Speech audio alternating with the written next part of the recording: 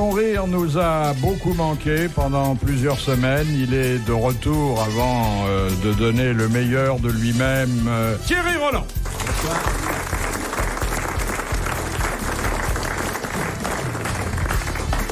Un homme d'affaires, un grand homme d'affaires d'ailleurs.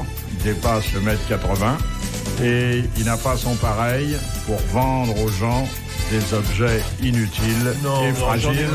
Pierre Bellemare. C'est lieu commun. Oh. Vous êtes quand même l'inventeur du télé-acheté. Oh, ça démarre très mal, hein, franchement. Hein. Moi, je suis venu là en copain, gentiment, en voisin. Hein. Ah, vous faites pas payer pour l'émission? Pas du tout. Eh ben, Pas vous du faites tout. avoir, hein, faut se faire Mais payer. c'est un don de ma personne. Êtes-vous digne d'un don? Je fais à Bouvard le don de ma personne. Oui.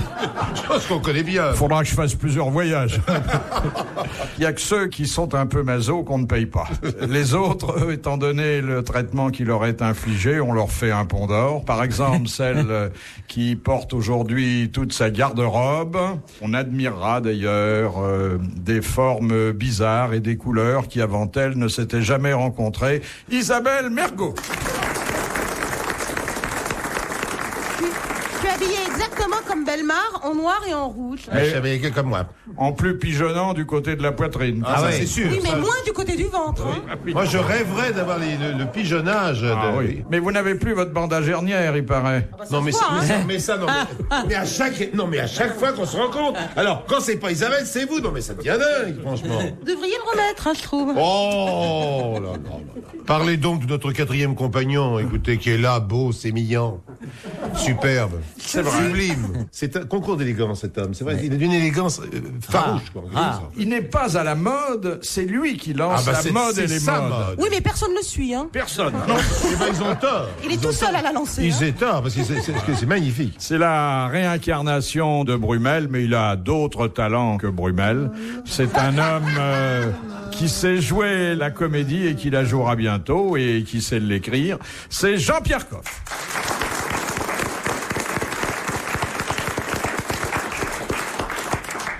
La première citation nous vient de Monsieur Pontel, qui a dit « Les sportifs sont des cons.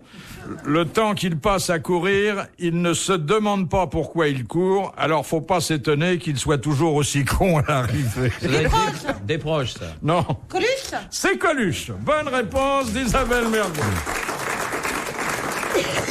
Alors, monsieur Thierry, vos amis sont quand même pris à partie. Oui, hein. oui. Bah, il faut dire que c'était pas un fan de sport, hein. Il était champion de moto. Oui, Il était champion du sport monde de mécanique. moto, qu'est-ce Sport que tu mécanique. racontes? Mais enfin, Quoi, Bah, c'est pas du sport, la mécanique. si, c'est du sport, mais enfin, je veux dire, il courait pas. C'est autant du sport que de faire du sport au micro, hein. Oui. Non, mais je veux dire, il ne courait pas. Je pense qu'il t'a lancé une vanne, là. Oui. Tu vois. Réponds-lui. Mais non, j'aime beaucoup Jean-Pierre. Il a pas compris. Deuxième citation de monsieur Tabar qui a dit « Il y a trop de vin dans ce monde pour dire la messe, il n'y en a point assez pour faire tourner les moulins, donc il faut le boire. » C'est pas Jean-Pierre. Non, mais il doit souscrire à cette belle formule. Blondin?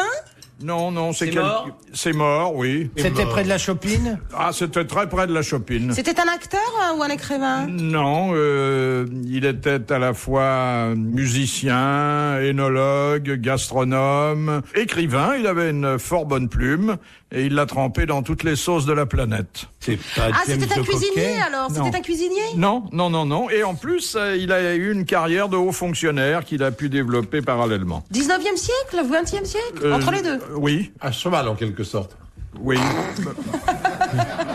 C'est bien, il a compris. C'est un des auteurs de référence de Monsieur Coff, hein. Mais il était musicien après avoir mangé ou avant? Vous voulez dire que les jours où il faisait du cassoulet? Oui, non, mais Non. je n'ai pas besoin d'être aussi précis. Il composait. Tiens, vous êtes là, vous? Il composait. Oui, il composait avec sa femme, qui était très Mais il acariâtre. composait pas de la musique. Non, parce que vous connaissez bien la musique, vous. Ça vous aurait mis sur la voie, hein. Allez, si maintenant je peux même plus poser de questions, alors là, l'affaire est grave quand même. C'est vrai que comme vous pouvez pas donner de réponse, si vous voulez parler, il faut poser Ah des oui, questions. bah bien sûr. Il n'a pas été chroniqueur judiciaire. Non, vous pensiez à James de Coquet, mais ça n'est pas lui et c'est antérieur à Coquet. Tu pensais à lui? C'est pas Dumas. C'est pas Dumas. Non, c'est un homme qui s'est investi totalement justement dans la bonne chère et dans l'art du bien vivre, un peu comme vous, cher Jean-Pierre. Kurnanski. Non, vous connaissez Kurnanski. Bon, allez, je l'avance, je dis plus rien. Allez, jouez avec ces messieurs, moi je vais écouter. Est-ce que vous connaissez le vrai nom de Kurnanski? A-t-il donné De son Silan. Saillant. Saillant. Ce monsieur a-t-il donné son nom à un plat? Le monsieur que nous cherchons, j'entends. Non. Non, je pense. Mais un de nos chroniqueurs gastronomiques les plus L'araignée célèbres... Oui, alors, j'allais vous dire que le chroniqueur du Monde a pris pendant près de 20 ans comme pseudonyme... Ça, depuis l'après-guerre, Oui.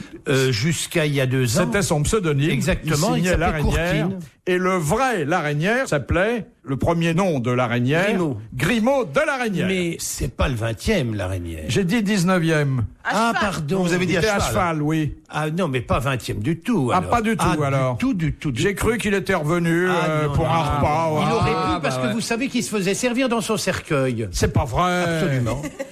Il se faisait servir dans son cercueil. Mais quoi, un chaud froid de Non, volaille non, avec non, une non, bière ou non? Il faisait des repas. Il avait la dalle. Il recevait dans son cercueil, entouré de valets. C'était un personnage absolument extravagant, l'araignée. On peut pas faire n'importe quel L'un de menu mes- dans un l'un cercueil. de mes amis reçoit dans sa tombe actuellement au Père Lachaise, aujourd'hui, je parle tout de suite. Vous êtes obligé de manger de la viande froide, forcément. Ça, je viens de la mais faire sérieusement, déjà. hein. Alors, j'aurais pas dû dire ça parce qu'on tombe dans la facilité, Hein pardon.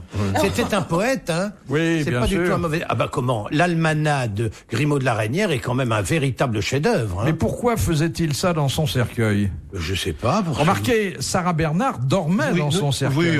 Oui, de temps en temps. Non, mais c'est pour dédramatiser la chose, je pense. De temps que là- en temps. Non, On a mais là- l'impression Non, mais là- qu'il l'a connu intimement. Mais bien sûr. Oui, bien ça sûr, lui bien arrivait sûr. le vendredi soir. Non, mais j'ai eu la chance d'interroger des personnes qui l'ont connu intimement. Voilà. Elle est morte en quelle Je peux année, vous dire. Sarah Bernard? Ah, Avant c'est- 14 ou après 14? 25, 27? Elle a eu le temps de faire Barnum, de publier un livre qui a fini au pilon, et puis... Oh, quelle horreur. Ça va, mon petit Thierry, oui? Très bien. Vous avez l'air aussi à l'aise ici que moi sur un stade. Non mais... Vous l'avez humilié. Je crois que vous l'avez humilié, Philippe. pas Non, du mais tout. vous m'avez fait un peu de peine. mais De c'est la pas peine, grave. voilà, c'est Il pas grave. sait que je l'adore, et je lui ai dit tout à l'heure, avant que nous commencions à deviser, qu'il m'avait beaucoup manqué, parce que depuis qu'il ne vient plus, tout le monde répond, et c'est lassant. Hey. RTL, 4h, 4h30, dans la nuit des temps des grosses têtes de Philippe Bouvard. Comment peut-on voir qu'un vin a de la jambe? Alors, monsieur... Ah, je n'en sais rien. Oh. Ça fait partie du vocabulaire œnologique que je déplore parce que un vin qui a de la jambe, il peut aussi avoir de la cuisse et pourquoi Et de la cellulite pas. même, hein. C'est nul ça. Hein. Et un vin qui a de la jambe, c'est quand vous le faites Je ne tourner répondrai pas. dans le verre et quand ça reste un petit peu, il y a une espèce de dépôt Ouais. autour du verre, on dit qu'il pleure. Voilà, et qu'il a de la jambe. Non, on et dit qu'il pleure. C'est ce ruissellement. Ah bah oui, s'il pleure, vous n'avez pas répondu à ma question. Et oui, hein. mais on dit... Parce que moi, je dis, le vin a de la jambe. Oui. Mais c'est le même procédé, puisqu'il faut faire tourner le vin dans le verre et noter les dépôts éventuellement sur les parois. C'est une bonne réponse d'Isabelle Mergo. Bravo. Si. c'est pas ça que je voulais dire. Bah, le vin de RTL a pas de jambes, je peux vous le dire en tout cas. Oui, mais alors regarde le dépôt. Il n'accroche qu'on pas. voit, Bah, là, il n'y a ça veut dire qu'il rien. pleure. Et pourquoi buvez-vous un vin médiocre, mon cher Oui, parce Jean-Pierre? qu'il n'y en a pas d'autres et que j'ai envie de boire un coup de rouge, c'est Ah, tout. bon. Mais avant, tu ramenais devriez- du vin et des victuailles, c'était Vous bien. devriez vous préoccuper de savoir si le vin de votre invité est de qualité. Et je ne serais pas étendu. Je voudrais faire un petit signe en disant... Et hop, une autre bouteille serait arrivée immédiatement. Non, mais je fais une émission, je tiens pas un bistrot, moi. Hein. Oui, mais l'un n'empêche pas l'autre. Oui, avant, tu ramenais à monter et tout. Oui, c'est c'était vrai que bien. t'amenais un petit peu de pâté dans le temps, oui. Je sors de table, je vais pas plus amener à manger, je viens de terminer. Non, t'as du pot, moi je pas bouffé à midi. Moi, Oui, j'ai moi le non plus. Moi, j'ai fait un exquis déjeuner. Ah oui? Oh là, que c'était bon. Alors, menu? Un ragoût de légumes nouveaux, pris dans une gelée, avec un œuf mollet dessus, Oh, putain, j'ai une simplissime. Et extraordinairement joliment parfumé, une gelée avec un vrai bon goût magnifique. Et puis derrière, simplissime, un grenadin de veau, mais admirablement cuit, très très bien fait, avec un petit ragoût de morille à la crème et des petits pois à la française. Des petits pois farcis. Non. D'abord, Oh, alors. des petits poirons Ah bah ça, j'avais pas vu beaucoup de carrés. Hein, les petits pois. Ça existe. Les petits pois carrés. Oui, les petits pois carrés existent, bien sûr. Et alors, des petits pois avec une très jolie laitue braisée, 2-3 oignons blancs nouveaux, un petit hachis de poitrine fumée, la perfection. Et après, une tarte au pamplemousse à mourir, un tapioca à la crème et une glace à la vanille et une glace à la pistache. Oh, ça m'étonne pas que t'aies plus faim, hein. Ils ont commencé à 11h30, ils sont sortis à 16h. Et j'ai bu un Cadet Bon 1989 et c'était à tomber tellement c'était bon. Une Et très il bonne n'y avait maison. pas de fromage? Mauvaise maison? Si, j'ai mangé un petit morceau de Roquefort. Oh, bah oui. J'avais oublié un petit morceau de Roquefort qui était... Et qu'est-ce que vous avez dit à la laitue et aux petits papillon, pois je avant de les manger, puisque vous leur parlez toujours? J'ai rendu grâce à leur qualité Moi, j'aurais et rendu tout court, hein. grâce au talent du préparateur, du chef. Voilà ce que j'ai fait. Et c'était bon. Hein. Oh, le petit pois à la française, franchement. Alors là, c'est vraiment Il était facile. vert? Oui, Ah, mais je le connais alors. on n'en mange pas dans les restaurants, ça, ils savent pas le faire. Ah bah, je peux vous dire, allez chez Guichard. C'est pas des gros petits pois, là. Ah non, du tout petit pois minuscule, magnifique. Du petit pois en boîte. Non. Oh, mais ça va pas. Arrête, Non, mais- foutez du monde, Non, voyons. tu devrais pas tolérer ça. Et ce qui est énervant dans le petit pois, je le trouve. C'est hein. de l'écossais. Non, non, non, non. Il y a du plaisir à l'écossais. Ah, ah bon? Non, Bah, mais faut bien les écossais, comment veux-tu faire pour les manger? non, c'est quand tu les réchauffes dans le micro-ondes, ça pète partout. C'est vrai, hein. Ah, c'est incroyable. Moi, j'ai repeint.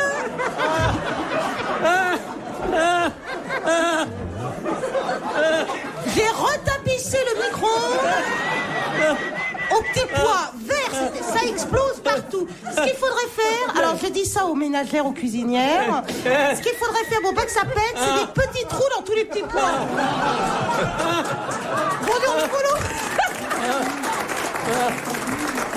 Tu sais ce que je regrette? C'est qu'il y ait une porte à ton four à micro-ondes. Parce qu'il m'aurait fait rigoler, c'est que t'en es dans toute la maison pour être assez sotte pour mettre des micro-ondes des petits pois dans un four à micro-ondes. Cette jeune femme est incontestablement jolie. Elle est drôle. Quand on a vu son spectacle, on voit qu'elle a du talent. Elle est loin d'être sotte. Et depuis le temps que je viens ici, que je me trouve par chance à côté d'elle, que j'essaie de lui expliquer les rudiments de la gastronomie, le plaisir à manger, et elle est toujours avec son micro-ondes. Elle est toujours à accumuler conneries gastronomiques sur conneries gastronomiques. C'est désespérant. Philippe Bouvard sur RTL, 4h, 4h30, les grosses têtes dans la nuit des temps. Direction le grand studio de RTL et les grosses têtes dans la nuit des temps et cette émission du 10 avril 1998. Vous allez reconnaître les voix d'Isabelle Mergo, Thierry Roland, celle de Pierre Bellemare, de Jean-Pierre Coff et celle de Philippe Bouvard. Question de Madame Le Prieur. À quoi sert la flagelle? C'est à voir avec le pain, ça, ou avec la nourriture? Non. C'est sur un vêtement? Ça a un rapport avec la flagellation, parce que posons Non, directement la aucun, question, comme aucun. ça, hop. C'est à voir avec le blé? Non. C'est une partie du corps humain? Oui. Ça se situe dans la tête? Ça dépend où vous voulez la mettre, mais à l'origine, non. Non. Plutôt dans le caleçon que dans la chemise.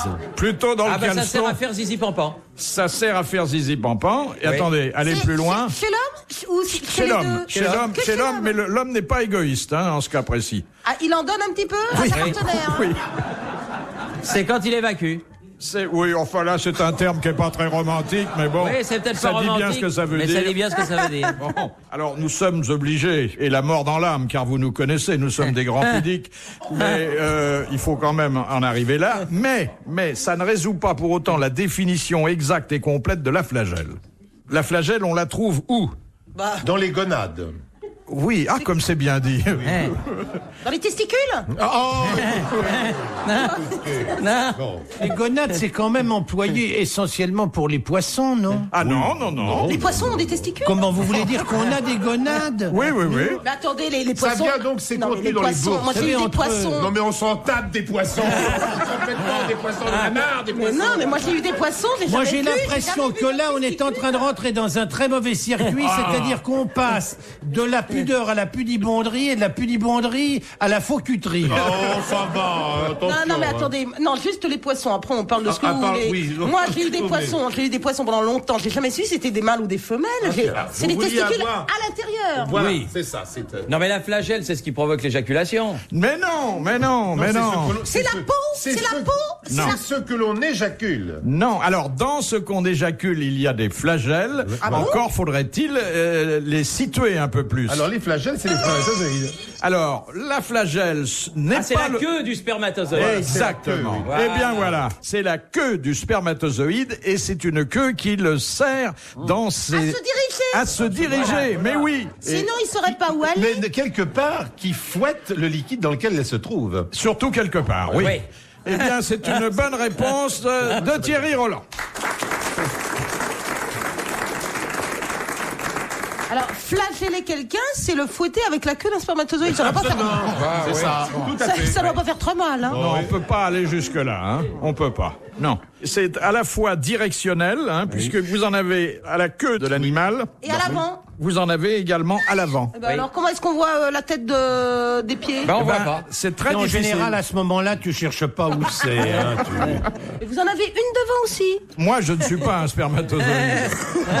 Oui, lui, c'est Vous polychinelle, l'avez c'est été. différent. Oui, vous l'avez été, vous vous en souvenez pas? Si, c'est vrai.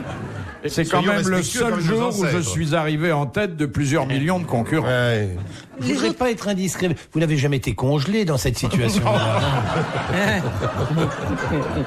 Une question de Monsieur de Tabar. À quoi est utilisé l'argent devenu propriété du PMU car non réclamé par des parieurs gagnants? Il est reversé dans les non, oubliez. Il va à quelques bonnes œuvres.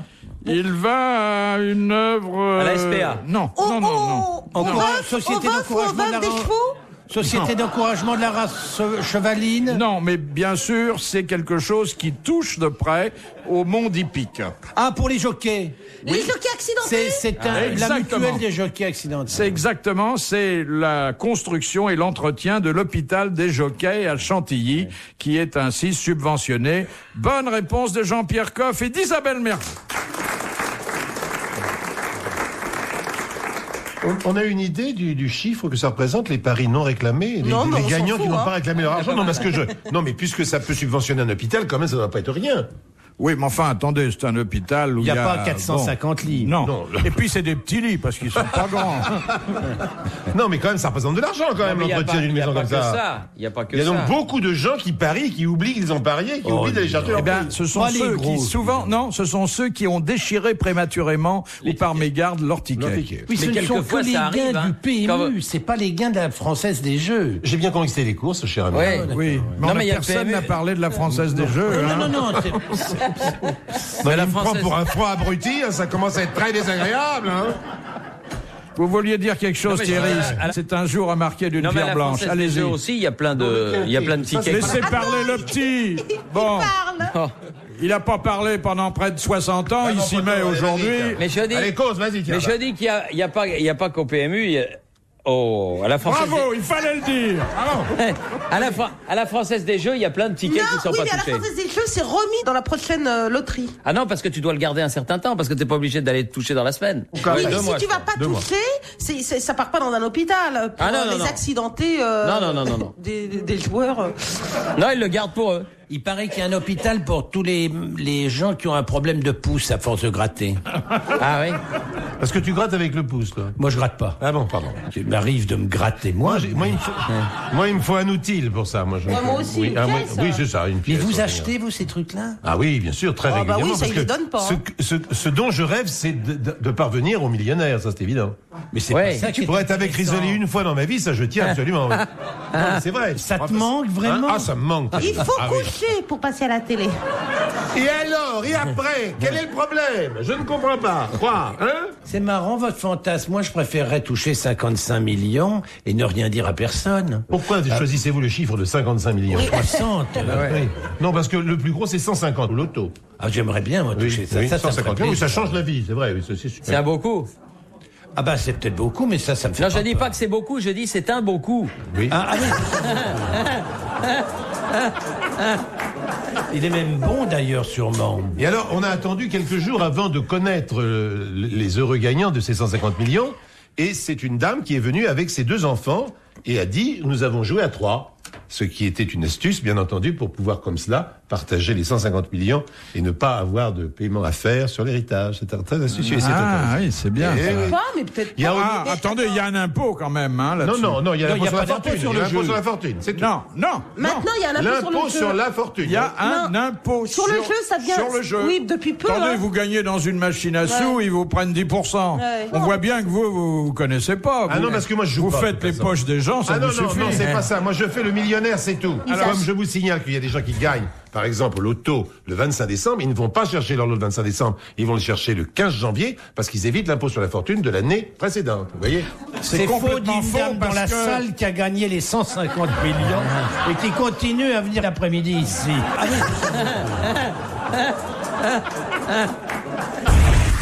Dans un instant, Retour des grosses têtes de Philippe Bouvard sur RTL.